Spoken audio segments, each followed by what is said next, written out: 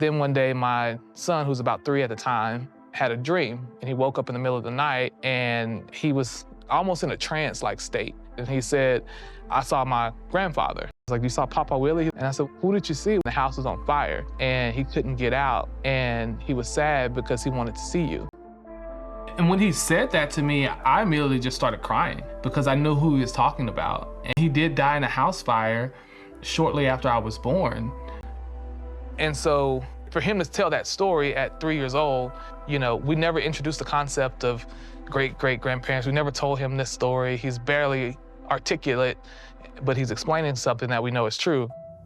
But at that moment, I knew who it was, and I knew he had a message for me, but I also still felt like I didn't want him to come to me and present himself to me, because I still think that would freak me out. And so I knew it was real, and I knew it was there, and it probably wasn't for another 7 months before, you know, I got up the courage to ask him to tell me what he wanted to tell me. And so fast forward to Father's Day, I found myself at the cemetery in front of his tombstone. So I just said, hey, I'm here. I heard you had something you want to tell me. What do you want to tell me? And I just hear clear as day, buy the little red house. And that was all I heard, buy the little red house. We were looking for real estate at the time, a vacation home, but it turns out we had one little listing of a little red house on some acreage not too far away from that cemetery. So I reached out to my realtor and told him, hey, take everything else off the list.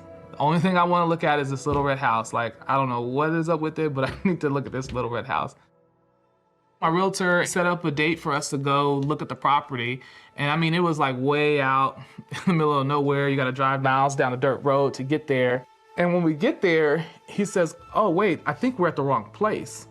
And I'm like, why do you say that? He said, because my GPS says we're at a cemetery.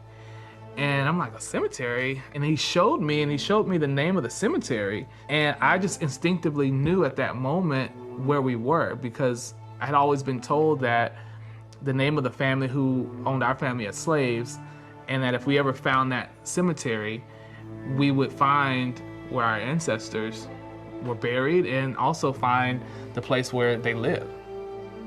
We get up to the property and we knock on the door, and then the guy answers and says, sorry, you know, I don't know what y'all are doing here. This place is not for sale. This must be a mistake. I'm not looking to sell this place.